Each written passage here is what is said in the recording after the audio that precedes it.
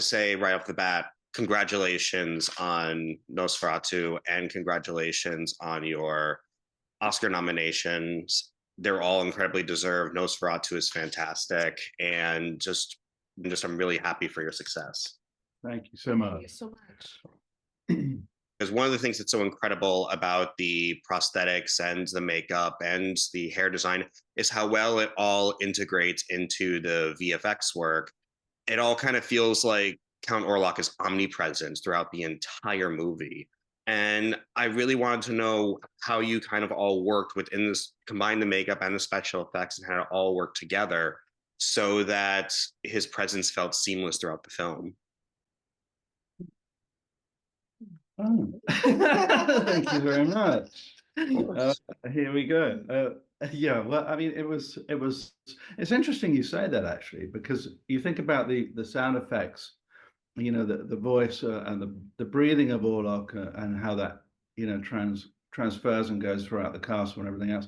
It does link everything anyway. There's this beautiful kind of link even with the shadow work and everything else. So Yeah. it always feels present, doesn't it? Which is something I've never really thought about in that sense. But yeah, from a visual point of view, I mean, Orlok was he had to fit into that world 100%. It was important that he didn't come across as some kind of over-designed, romanticized creature or monster, you know, that kind of stuck out like a sore thumb.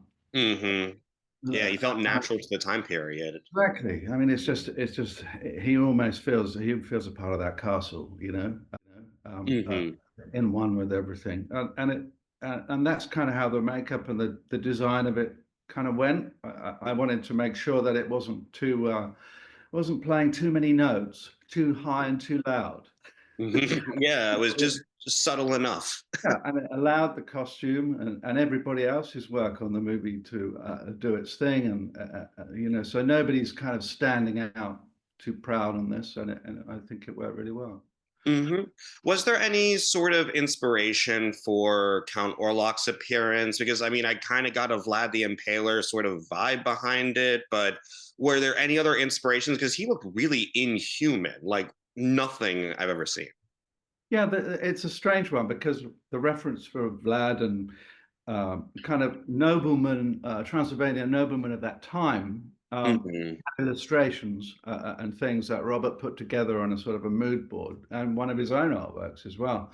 And they were all really wonderful and very kind of, you know, pungent. But I do think once you get Bill Skarsgård, you get his life cards, and after you've seen all that reference, you've read Robert's fab script and had lengthy conversations, it starts to kind of just fall upon you when you're sculpting these things.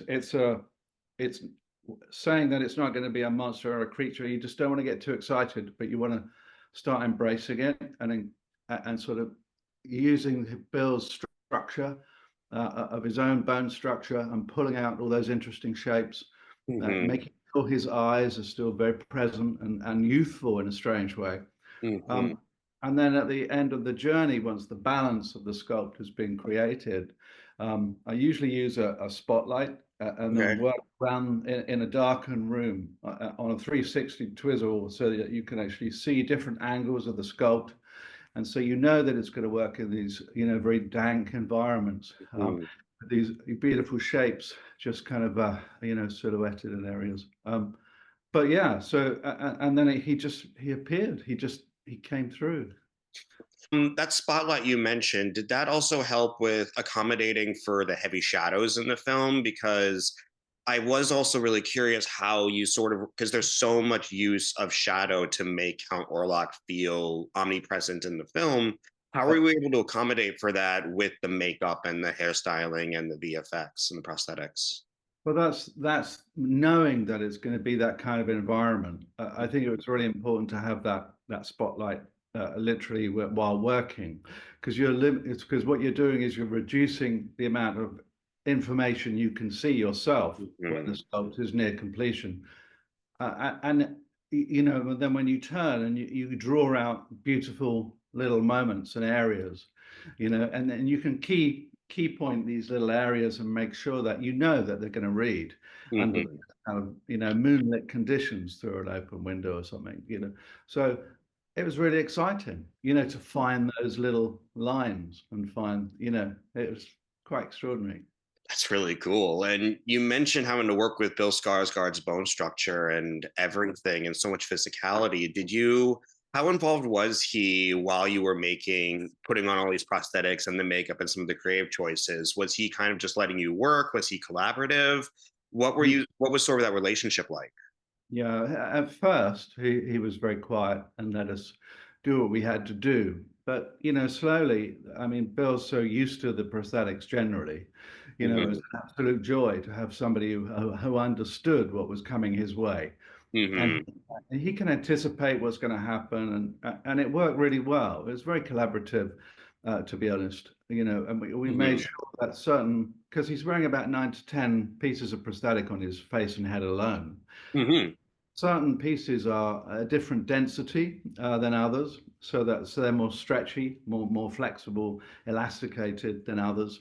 So it's all balanced to help Bill do his best performance. It was quite extraordinary. Was there an element that kind of needed to get added, like almost as a last minute or something you were kind of conflicted on whether to add in or not throughout the VX process? You know what? There was something which happened, which is Bill lost a lot of weight during the show when he was prepping because he was on a special diet, and I was finding it hard to keep up with him because our live cast was quite old. You see what I mean? So he had lost about a few pounds by the time we actually got to do the test. And what did happen, which is I've never mentioned before, which is really cool, which means we found that it was a little bit loose on the top forehead piece, and Oh. it gave him because it he didn't have the mass up here, the weight on his forehead, and so what Mhm. it did was it gave him a frown.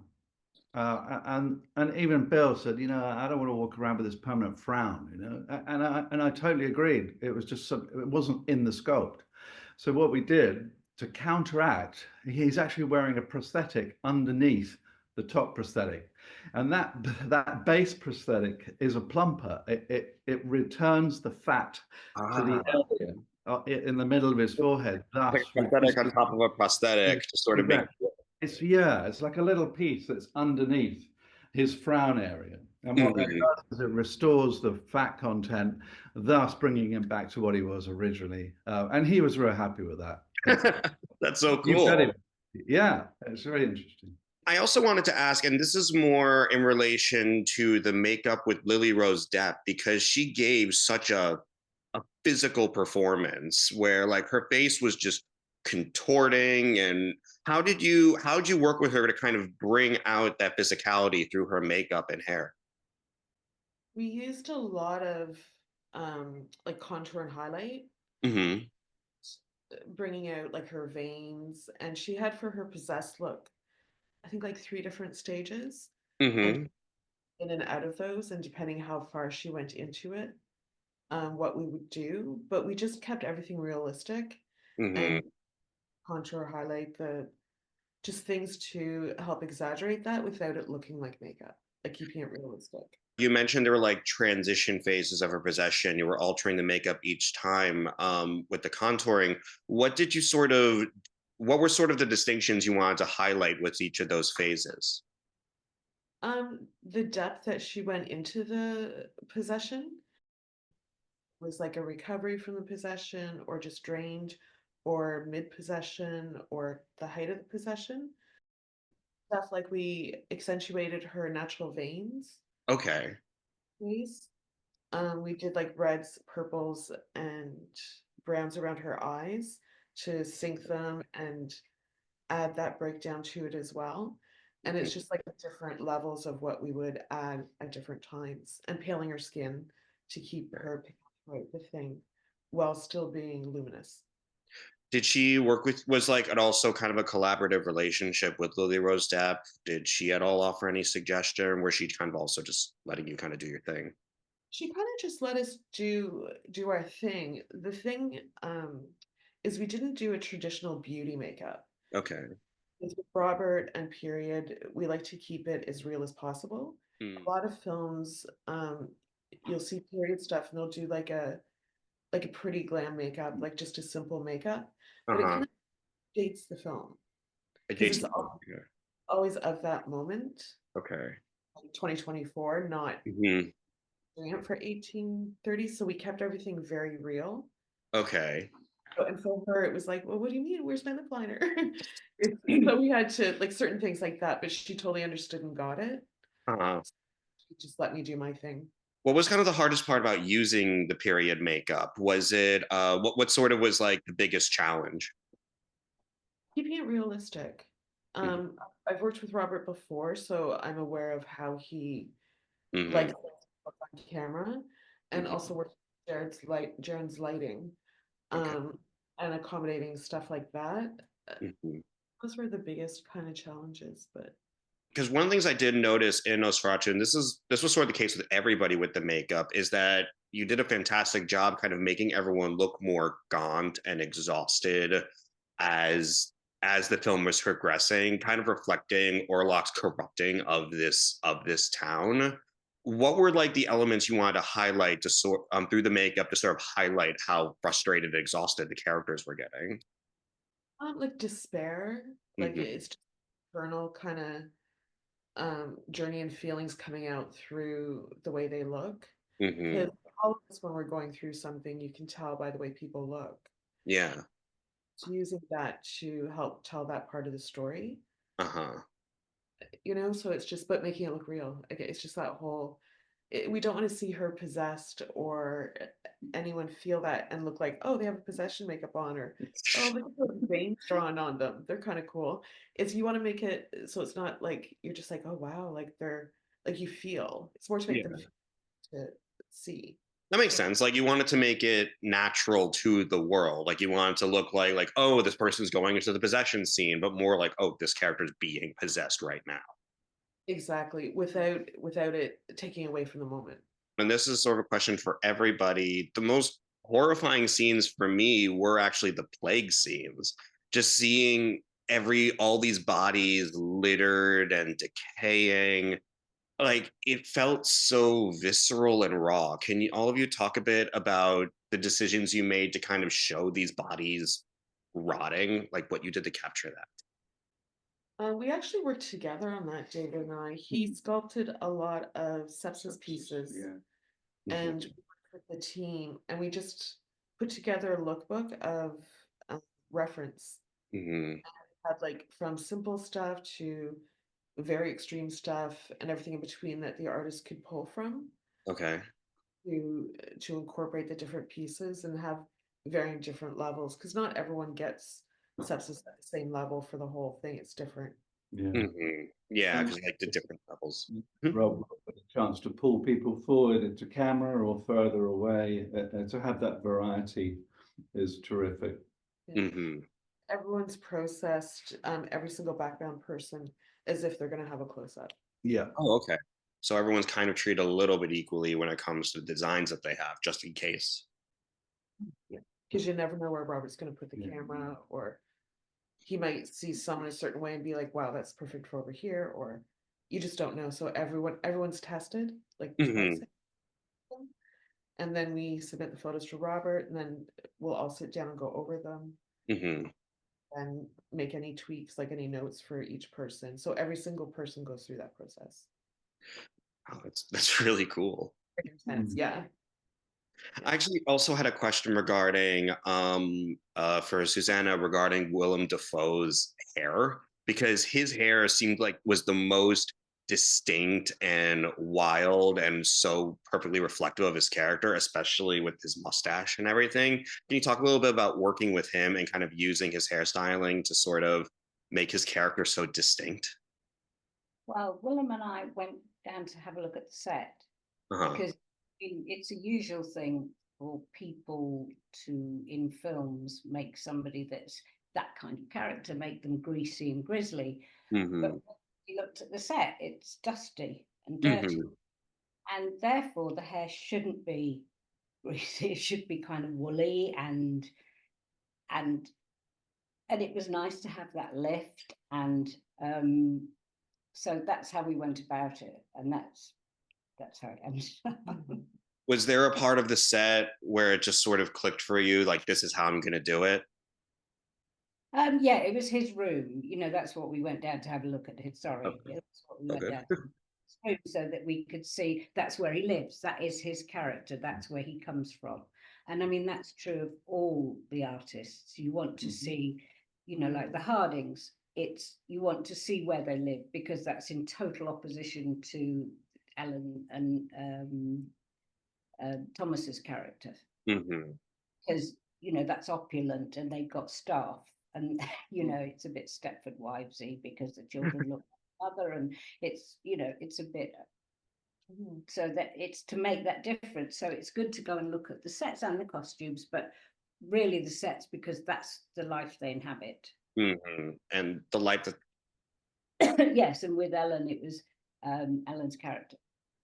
yeah, like I think one thing that's been so incredible with the film as a whole that all of you were so impressive or did so impressively was just make these characters feel lived in this world, in this setting. So I just can't congratulate enough how incredible your work it was in the film.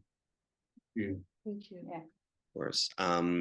Thank you so much for your time. I really appreciate it. Congratulations. I hope you all have a wonderful day. And thank you so much for taking the time to talk with me. Of course, thank you so much. Have a great day. Thank you. Bye-bye. Bye. Hopefully I look all right in terms of, yeah, I think so. The light looks good. I Yeah, only I mean, have you're visible. I mean, very good. with your work, you're going to be paying attention to more than, oh, do I look good? Is the scene right? Yes, exactly right. Tried to get the atmosphere right. I wanted to start off by saying congratulations on the Oscar nomination. You did a fantastic performance with the production design for Nosferatu. I really loved it.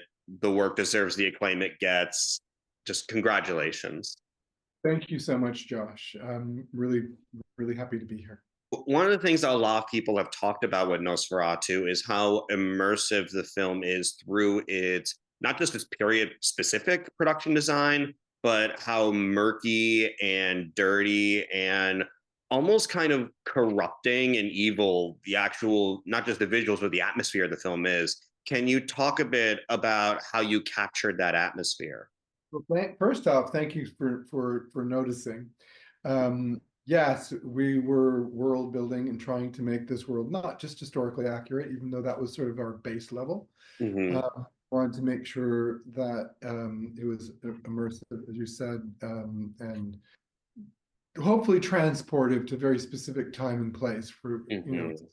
these characters and this story, and that was the goal, Mm-hmm. to sort of hit the emotional beats, and like I said, create environments for these characters for them to live in. So. Well, one of the things I thought that you did was so fascinating is you kind of made it feel like Count Orlok was just present throughout every scene of the film, even the ones that he wasn't in, whether it was through the use of shadow or even the sound, some of the sound mixing, and even just you feel kind of his corrupting force throughout the film. Can you talk a bit about how you played with the production design to kind of integrate the character into the world itself, even into the setting? Thank you. I think that some of the earlier scenes I think do not show that, or hope that they don't. Like when you go down, for instance, when Hutter goes down the street in one of the early scenes, the streets are vibrant and bustling and a bit optimistic, really. Going off to a new job, running up a hill, trying to get to his space. And for me, I brought in a lot of set dressing and a lot of color in that way, and not to mention all the extras and beautiful costumes that they had on.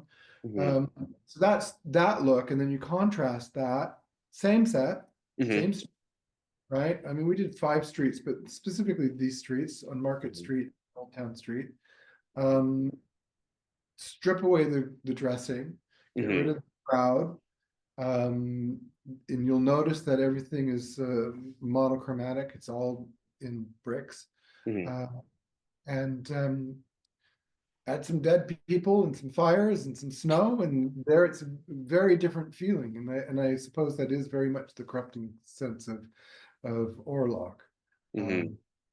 You know, when we were looking for locations, originally I was in Prague looking for locations, not just Mhm. Prague, but the Czech Republic in general and Romania. And we couldn't find a castle that would work for Orlok because everything was whitewashed and cleaned and spit shined, ready for the tourists to come through, or it was a complete ruin and there was only a couple of bits of a wall left. And the spit shined version is not Orlok. That is not Orlok. So we built it so that it could be in not just disrepair, but oh, what's the word I'm looking for? I've been doing a lot of interviews. I'm terribly sorry. All good. Um, uh, it's falling apart. It's Like dilapidated. dilapidated. It's very much like Orlok himself. Right. Okay, that's the idea, is that it fits Orlok, and that does start to go throughout the film. When you go to the manor house that Orlok goes to, if you, Mhm. or the chapel that we sort of one of the late scenes with all the rats in the chapel. It's all dilapidated and very much decayed like Orlok. Right. That was very, very, that's exactly what we were trying to do. I mean, I think that you see the house, for instance, the Harding's house. In the Mhm. beginning, I don't think it feels like it's decayed or dilapidated, and it's the Mhm. same set. But if you look carefully, little tiny little nuggets in there.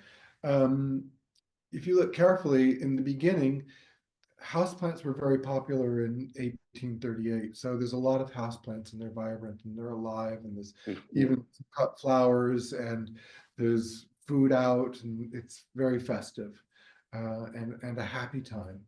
Mhm. As the plague sets in, not only is there no more food left out, there's no more cut flowers, but even the plants are dying. Mhm. Um, Like the life is being sucked out, basically. like the life has been sucked out of them. Exactly right. So it's a very subtle and small thing. But you're right. It's once again, it's because Orlok is coming. So thank you for pointing that out.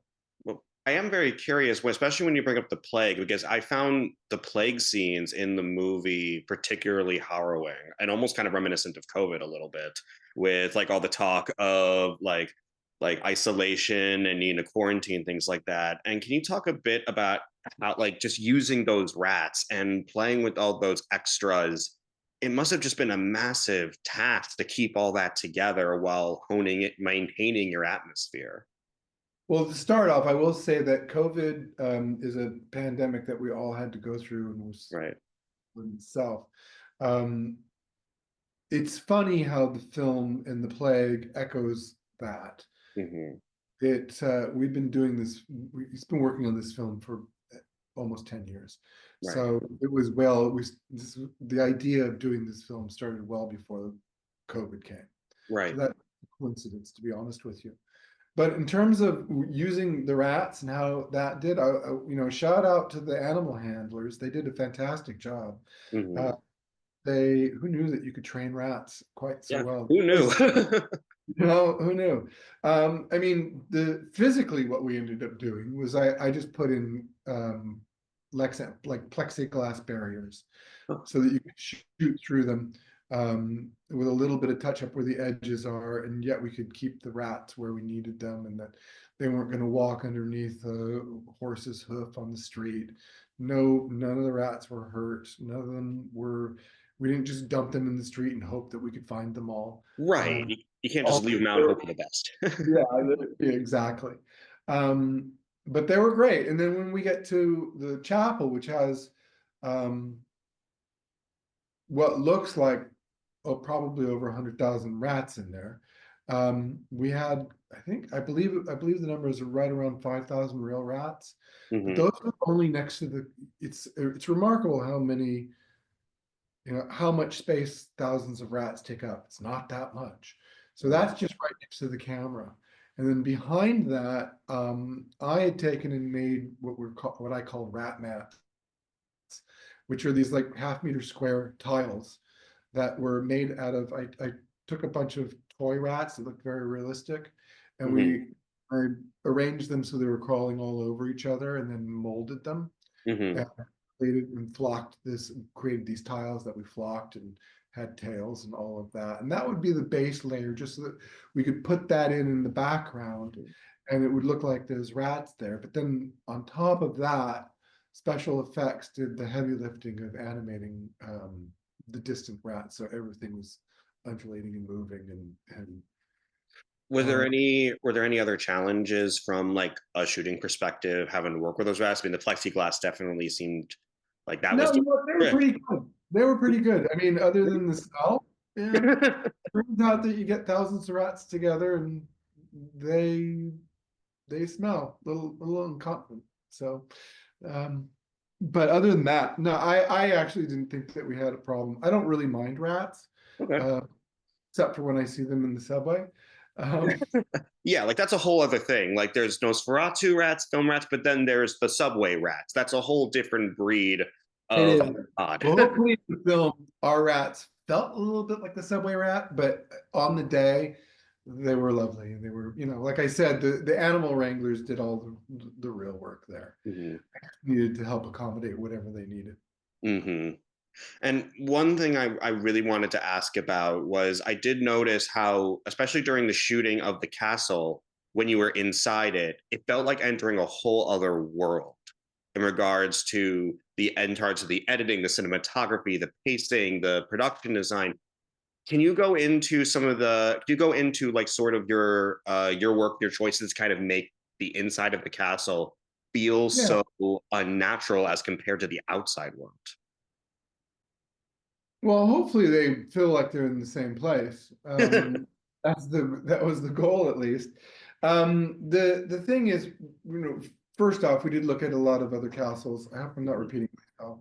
And the ones that we saw were either complete ruin, or there was a lot of very beautiful, incredible spaces, and lots to learn from them. But there were pristine, they were whitewashed and sort of spit shined and ready for the tourists to come through. And I wanted this castle needs to reflect Orlok. It needs to be, Exactly. in disrepair and decay and all of those things. So that's sort of the first step. And then the other thing is, because Orlok, in theory, had been in his coffin for the last couple of 100 years.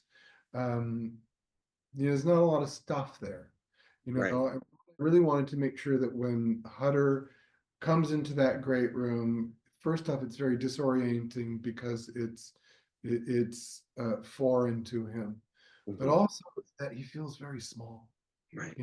Feel very small. There's not a lot of furniture, which is Mhm. actually hard to do. It's harder to do a set that has one chair than it is Mm. to fill up a set with a bunch of things, Mhm. because it has to be perfect.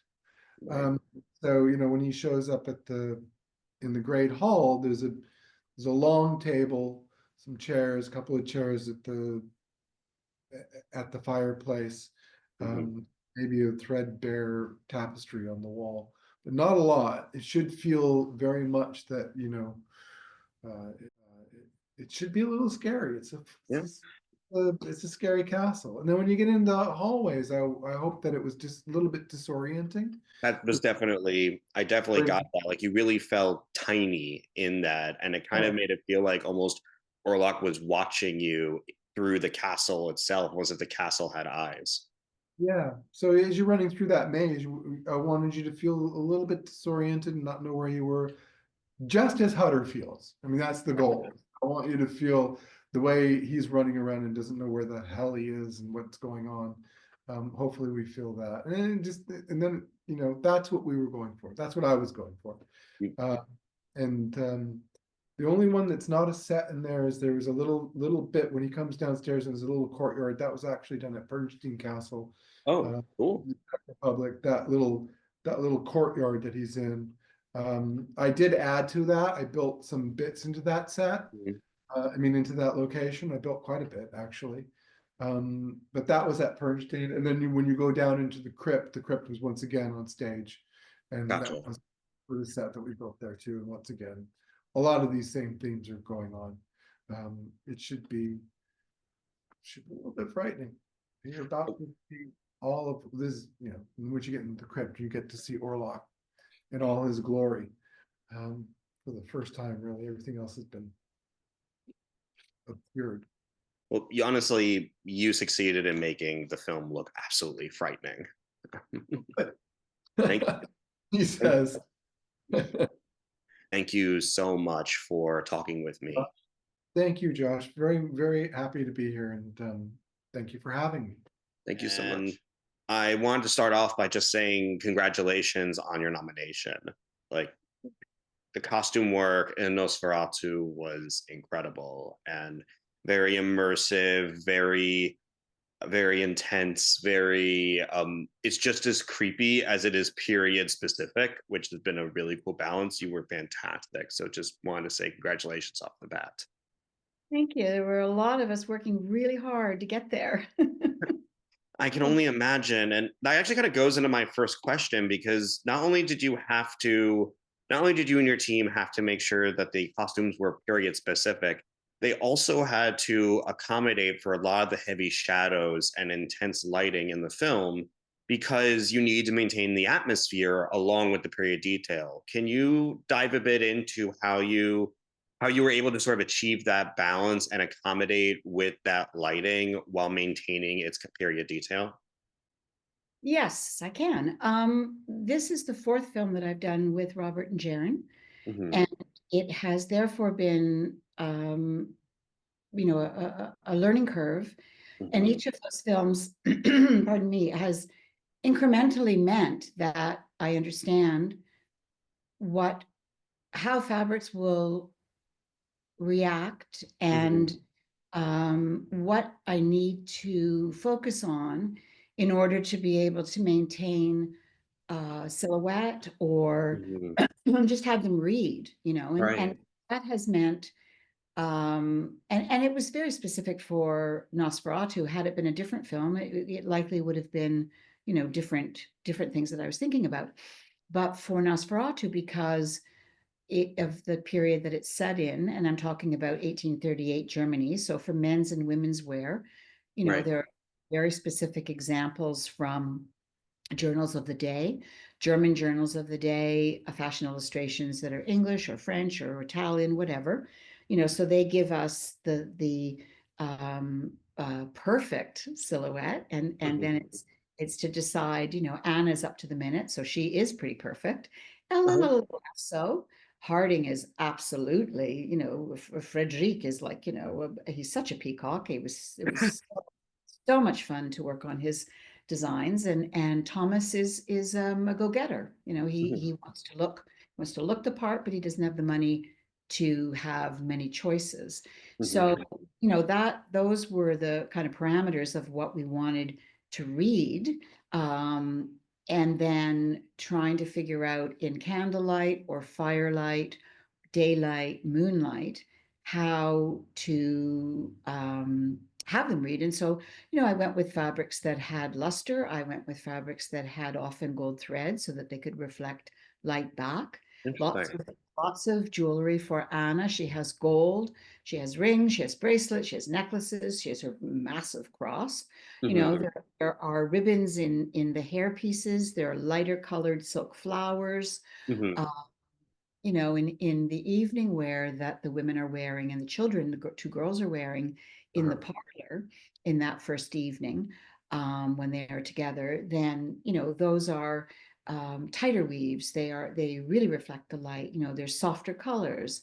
You know, the softer colors are also reflecting the light back to us. And so with the men who, because of evening wear needing to be black, I could still choose much more luxurious wools for Harding that have, you know, luster and shine to them. His cravat is just the most deliciously ridiculous, you know, full and lots of fabric and lots of sheen. Hutter's is tighter and smaller and, you know, not as reflective. Harding has jeweled buttons. So it's trying to think of as many ways deep texture, you know, where you have shadow, where you can create deep shadow and highlight, you know, it to augment shape. And I did that a lot with Orlok. Orlok was very challenging because the choice was made to hide him really for so much of the film. That must have And been so intense to do. Like you have to hide him so much, but still make him feel like he's there through yes, and yeah, nature. exactly. So, you know, the story, I mean, it makes sense. He's not going to want his rotted body to put off the deal, so he's hiding it for as long as he possibly can. Right. And so, you know, he has this massive fur kolpak hat, Mhm. and that has a very reflective, you know, jewel in the front of it, and the hawk feathers that are lighter color, and that sort of, you know, centers his head in the frame. Mhm. Um, you know, and then he has a lot of texture. He has this fur-lined mente, his overcoat, and then he has on that the beautiful gold galloons and these handmade buttons that we made that were crocheted gold thread that are weighted. You know, so we try to do as much in the texture and in the textiles, you know, to reflect back light and interest, you know, provide the information. This is a 300-year-old count you're looking at. Yeah, Mhm. when I'm not gonna lie, when I was watching the movie and I first saw his both his costume design, overall design, I was thinking Vlad the Impaler chic. Yeah, you know, Vlad the Impaler has come up a couple of times, but you know, we really didn't actually Oh, okay. use him so much. Hmm. It was more, I remember the portraits of the Esterházys, and that's a family, a Hungarian family that, you know, there are counts that go through the 1300s, the 1400s, the 1500s, the 1600s. And, you know, there are constants in terms of if you look at their clothing. Okay. Um, and so, you know, Robert was, when he did his initial research, because it certainly all came from Robert, this is Hmm. what I want my Orlok to look like, you know. Hmm. We want I'm not even going to say, I mean, inspiration, you know, people have asked about Max Schreck and Klaus Kinski and Bela Lugosi, you know, all of those characters, um, they were whispers only, you know, like it wasn't really intended to be um, anything that was absolute, you know. This was a Uh, very original Orlok. Like this, I yeah. wasn't really getting about. I was getting more historic inspirations than cinematic inspirations. Yeah, and so I think that, you know, from the beginning, because we've been talking about this for a very long time, you know, and certainly when it became a much clearer, you know, potential to start prep, you know, Mhm. Robert was very clear that the research that he had done, you know, and he always does these very detailed lookbooks that provide a really amazing start.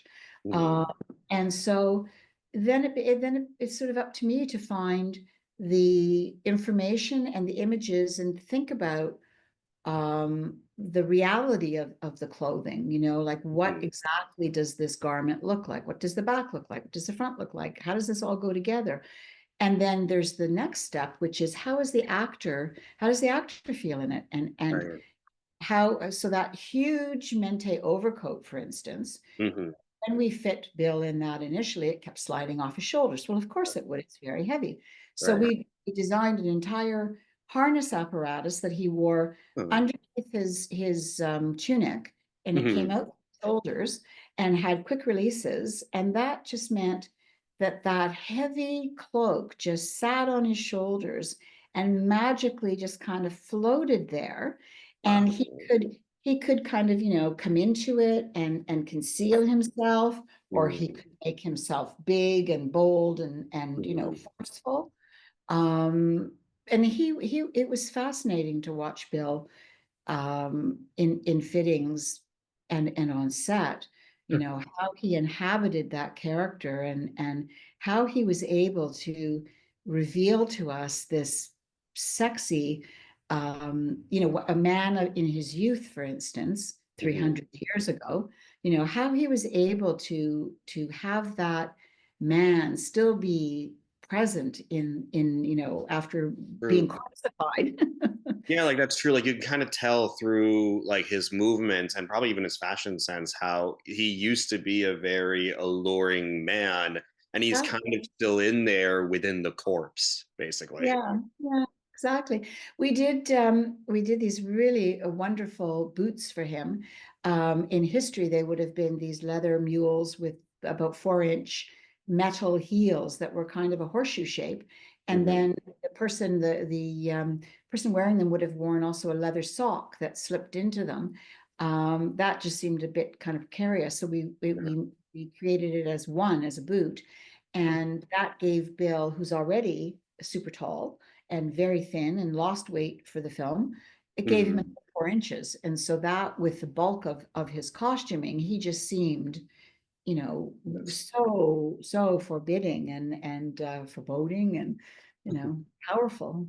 Well, speaking of though about the comfort of the actors in the costumes, I really am curious about Lily Rose Depp because she gave such a physical performance, especially like throughout the entire movie, but even during her possession scenes. How are you able to accommodate her costumes for her performance? I met Lily just before Christmas, I think, and we took Toiles to Paris to fit because of her schedule, and then we had a break, and then when we came back, we started to produce her costuming in Prague, and right from the very beginning, she was so up for understanding Mhm. what tell me about this period. Tell me about this. Well, like how would I sit? What would this be? She wanted to embrace all of the restrictions because I think she felt, accurately so, that that would inform her performance, and then she would have the physicality of a woman of the period. And so, she was never, I'm not wearing that, or that's uncomfortable, or, whatever. Mhm. She always wanted to know the reality. And in fact, she and Nicholas, when we were doing a fitting, and the discussion came up about the heated scene that they have, and at the end Yeah. uh, of her possession moments, and provoking him, and so, and both Nicholas and Lily Rose were. So how, we have so many clothes on, we have Oh, so you many just tear them layers. off and everything. Yeah. How does this actually work? How would it have worked? So Huh.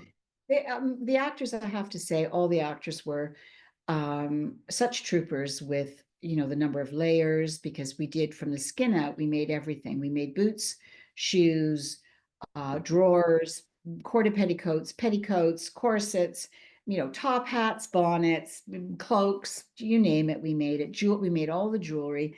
Mhm. And so, they were constantly having to integrate these pieces, because if fittings, they would become more and more and more complete the closer we Mhm. got to shooting. And so, it wasn't as though they didn't have a lot to contend with, Right. and they always found a way of making it, and each of them quite differently, Mhm. found a way of making the clothing seem like their own clothing. Yeah, like because as you were saying, they were learning how to not only just work with the clothing and act with the clothing, but also take it off or put it on in a manner befitting of the time period, like people who would wear Yeah. this every day. Exactly. And I mean, I had a million questions. We all had a million questions, and we consulted, um, various people, just until you get to the point where you understand, when do men take their hats off? When do they keep them on? When do gloves come off? Blah, blah, blah, all of that etiquette, which Mhm. adds the kind of living the life layer to costuming. It was fascinating. It was, and just you did a fantastic job with all of it. Thank you. Thank you so much for your time. I really appreciate getting to talk to you, and I hope you have a great day, and congratulations again on your success. Thank you.